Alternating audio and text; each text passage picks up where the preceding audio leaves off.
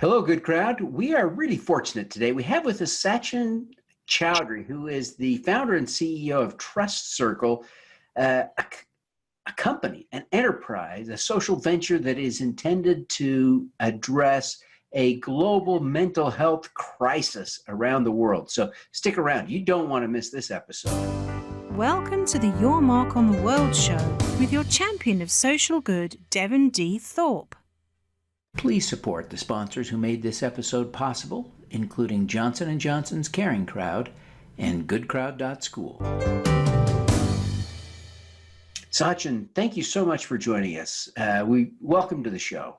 Thank you, Devin. Pleasure is all mine. Well, the pleasure is ours. So, Sachin, I wonder if you would take just a minute and give people a quick overview of Trust Circle. Sure. So Trust Circle is a social enterprise, Devin, that is on a mission to improve emotional resilience and well-being for all by focusing on prevention and early intervention. Brain, as we all know, is a physical organ in our body. However, mental illness, the world doesn't treat it as a physical illness, which is quite ironical, correct? So also, we as humans are not taking enough care of our mental health vitals. We have come to that inflection point where we know and understand that, yes, measuring footsteps, blood pressure, is important for us so that we can get alerted on time or before time, and then we can take proactive action. But what about the mental health vitals such as stress, anxiety, depression, satisfaction with life, burnout, that are silently, inching you closer to the edge? Nobody understands that needs to be measured as well, so that if they are alerted before time, they can take proactive action. Even heart, when we have issues with that organ, we are alerted with some physical pain. But brain, unfortunately, there are no signs of physical pain. You only realize it when you flipped over. So in a nutshell, we are trying to empower individuals and organizations with data so that they can understand which they own, and they can understand with that data what are the risks and when they can take action. Well, it's a vitally important work that you're doing. You came at this from your experience growing up in India, right? Correct, yes. How did that frame your approach to this? Yeah, this goes back, I'll take, you and the audience back in time. So 1994, when I was about 17 and my younger brother was around 11 and a half, 12, we as a family got a distress call one day that this happy-go-lucky boy is not,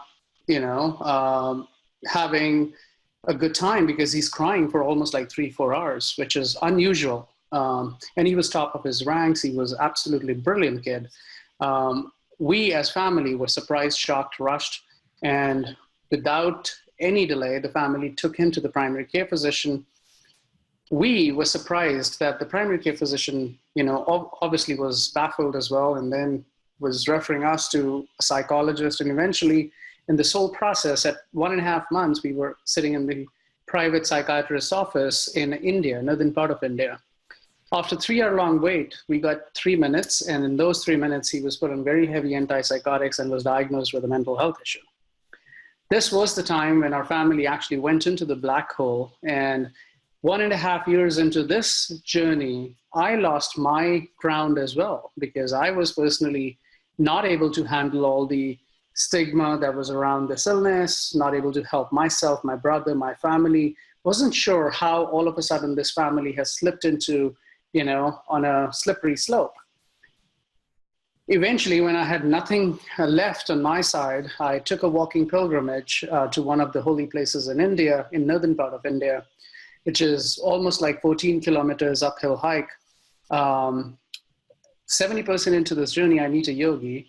I share my pain, I cry, I was not sure. I was looking for some wisdom.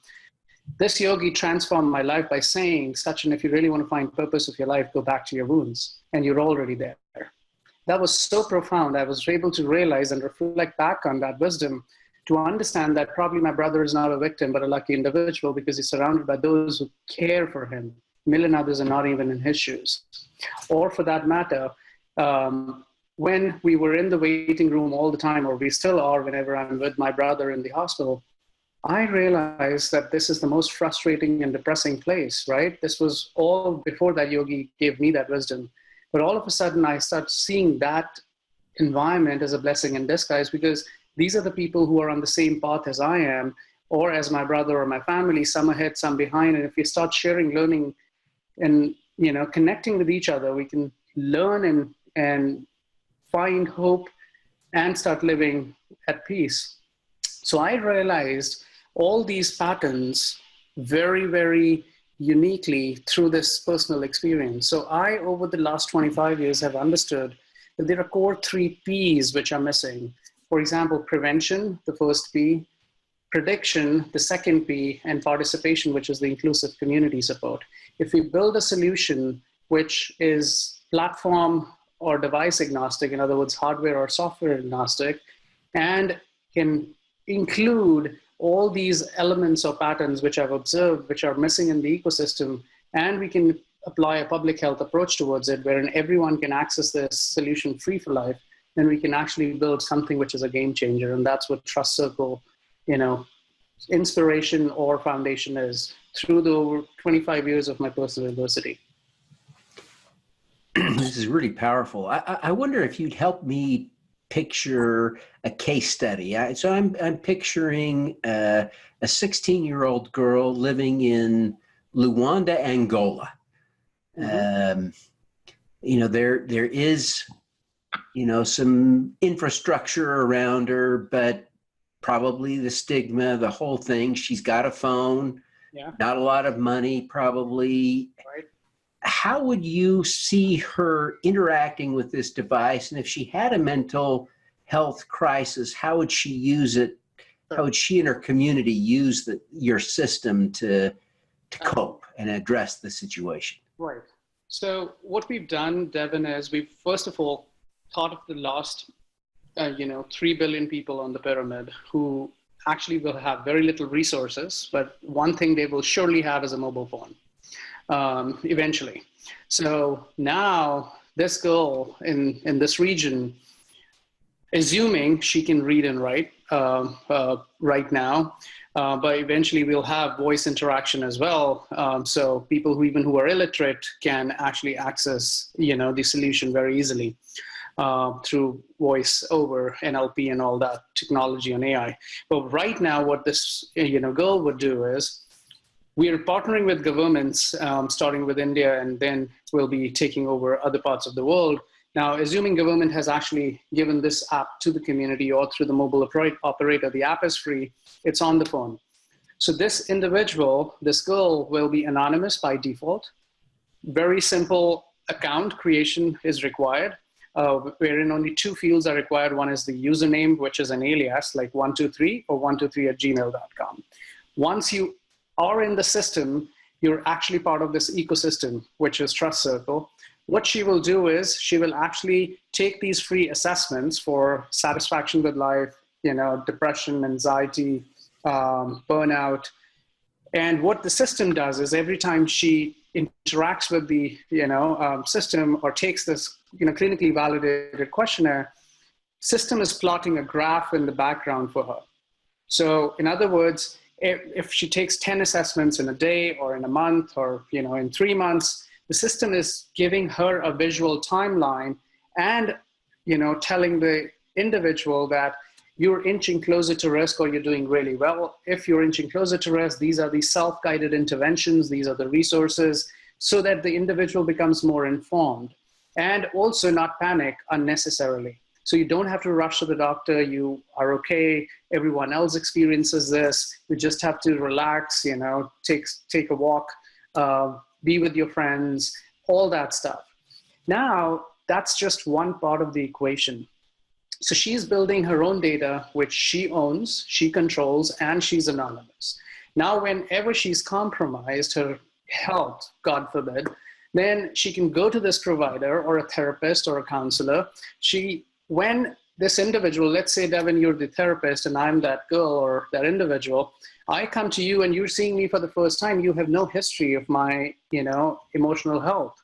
What I will do is I will press a button on this phone or in this app, and you will see those visual timeline of my mental health vitals. Now, all of a sudden, I've empowered you as a therapist or a counselor with my data, which only I had access to understand what I've been going through. And now you can make better judgments about me. So now what is happening here with Trust Circle, all these providers who are aware of Trust Circle are actually changing their behavior, and they're telling these individuals or their caregivers that when you come back after 3 months, bring us the depression charting or stress charting or satisfaction with life charting, so that visually we can see in between the visits what were the trends of your mental health vitals, so that we can be more informed and make better decisions. Now, this girl also not only has built this data, but she can find peer-to-peer support. So she now on the Trust Circle platform can indicate that she cares about happiness, peace, family, friendship, stress, anxiety. All she's doing is just indicating her preferences. And on the platform, behind the scenes, the system is curating everyone around the world who matches her preference and then forms a circle of trust around her.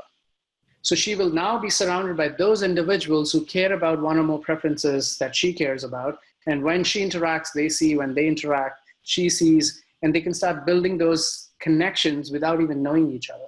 This is exactly what I experienced in the waiting room. When I was there, I didn't know anyone, but we were connected by a common thread, right? Because we were going through the same pain. So that's how Trust Circle is built, based on the personal experiences, which basically dissects all these patterns and then converts them into a solution which is very meaningful and important, which is missing link in the world right now. If you really look at the world and how healthcare works, it actually is not a healthcare system, it's a sick care system. You get sick, you go back to the provider, they prescribe you something or they give you guidance, and then there is a disconnection. You come back again and it just goes on and on and on. Every time you're sick. That's right. Every time you're sick. They're just managing the illness. Yes. If you can really focus on empowering the individual, building them that continuum of care between the visits, surround them with people who can empower them to live a holistic life, then we can actually heal them internally. And I believe 99% of the healing happens outside of the clinic, and 1% happens which is very, very important. But the medical world and the non-medical world has to come together in this part, to finally make it happen. Well, this has really been a great outline. I really appreciate you sharing kind of how this works, because it really helps to clarify what's going on. As you look back, what are you most proud of having accomplished so far? Well, I think we're still dropping the ocean. There's miles to go before I or my team sleeps. We're really proud about, finding a purpose and path in life. We're really proud about empowering individuals who've come back to us and said that, and these are not just individuals, but the caregivers or the providers or the researchers who believe that this is highly underserved in any remote area, and it touches everyone. The world, wants to ignore such a problem, but if we can bring it up front and we can, try and fight this invisible enemy, which is stigma, all together, and bring parity between mental health and physical health, very, very few champions are doing that. So to be honest, I think we really believe that, as a team, we either move this mountain or die trying. That's the kind of passion and that's the kind of zeal we carry as a team.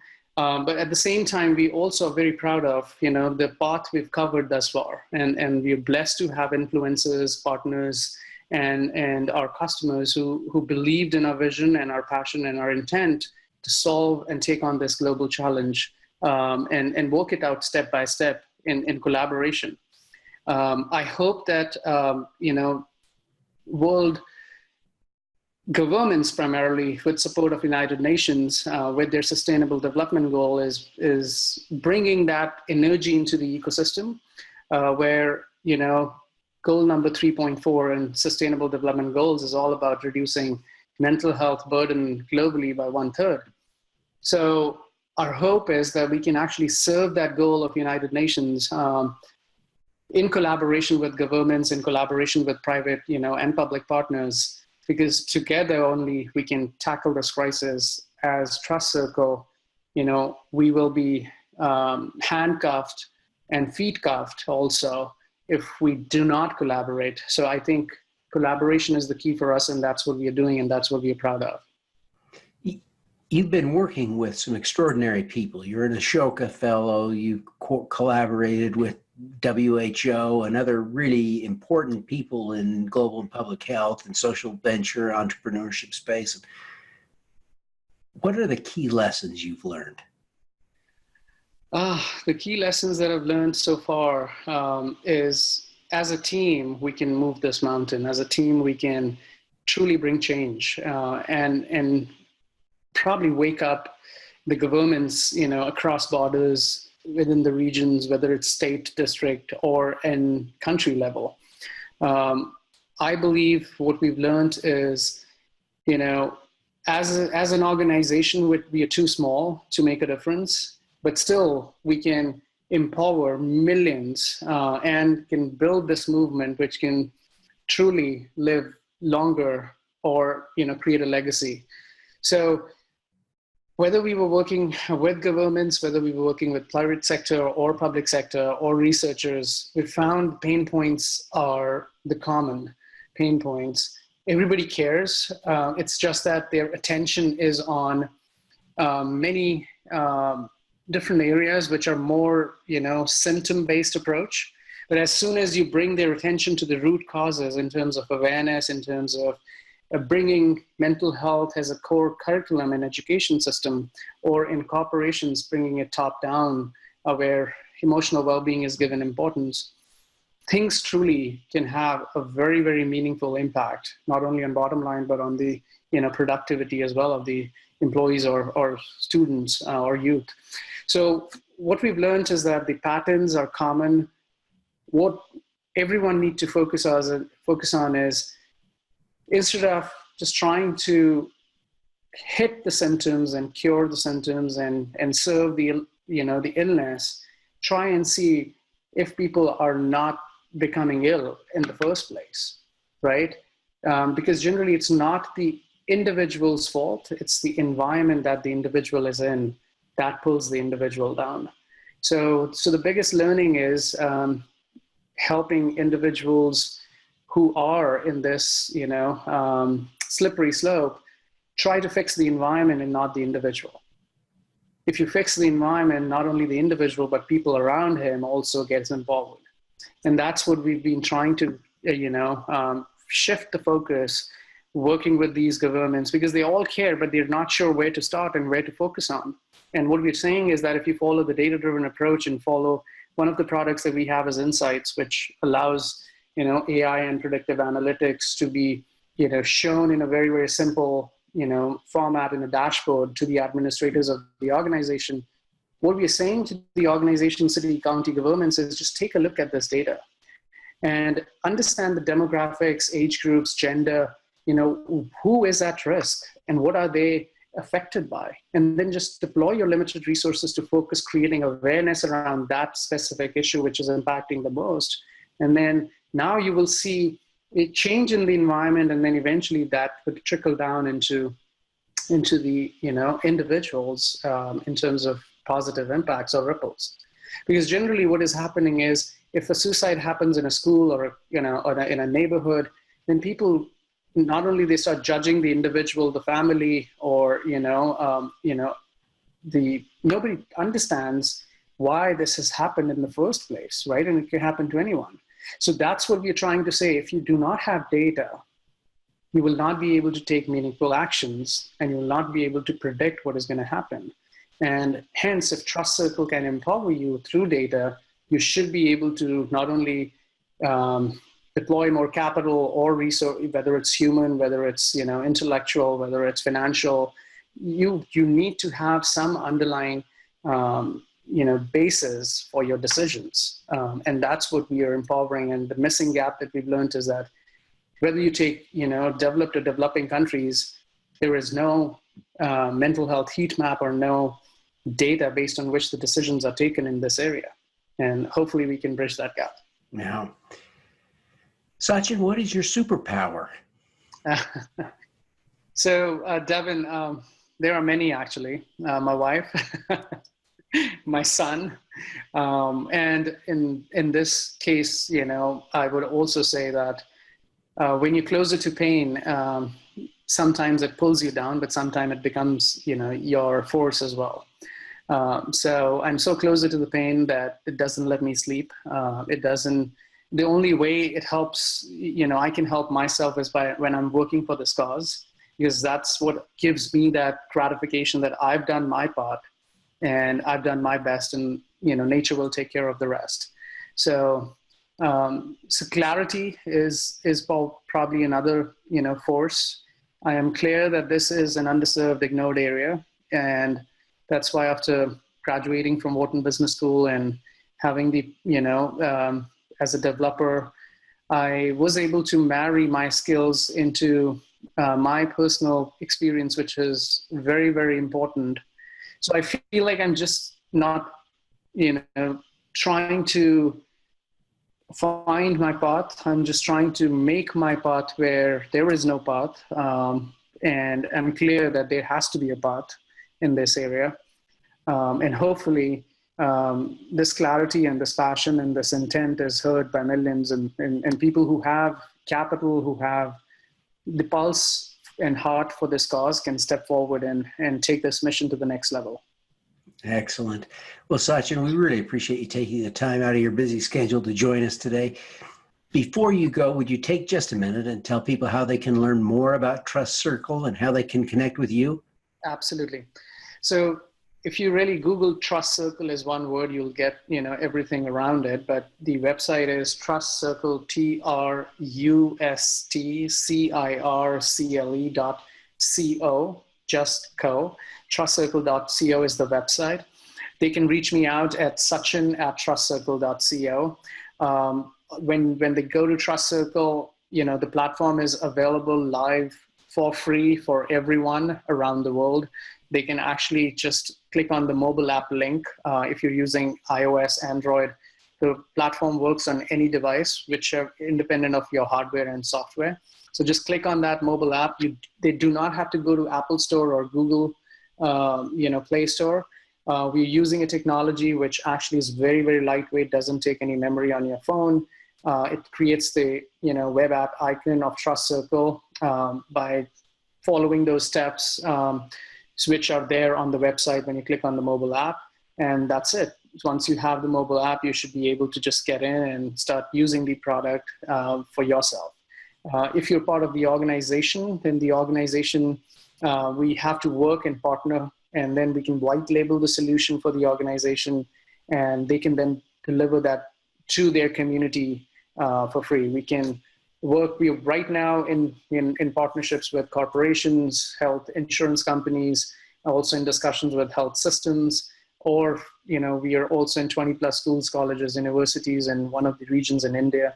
So in other words, because mental health and emotional well-being is everyone's concern, and everyone should be thinking about it, whether you're an independent, family, corporation, entity, government, and Trust Circle solution should be adding value to you. And you're very, very fortunate to get feedback from researchers globally, independent, families, individuals, but we're really looking forward to, making sure that, people who can benefit can give us feedback. If not, there are some glitches which may be there. We would love to know that so that we can fix as a team very, very fast for you. Fantastic. Well, Sachin, again, thank you so much for joining us. We wish you every success in stemming this mental health crisis that is really growing globally. Thank you, Devin. It's truly an honor to be in the space and energy of you and the audience. Thank you so much. Well, thank you. Now, let's do some good. Thank you. Take care. At Caring Crowd, we believe everyone has the power to make a difference. Through our crowdfunding platform for community health, we empower passionate people to drive real change. Whether you work for a nonprofit organization, volunteer, or want to get involved for the first time, you can post a campaign on Caring Crowd.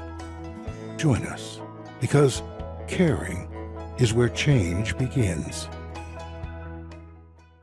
At goodcrowd.school, 5% of what you pay to learn how to make a difference goes to nonprofits working to eradicate extreme poverty, improve global health, and reverse climate change by 2045. So when you take a course to learn how to change the world, you do change the world. Get started at goodcrowd.school today. Thanks for tuning in to the Your Mark on the World show, the Social Impact Podcast. Please subscribe via YouTube, iTunes, Google Play, Stitcher, or Spotify.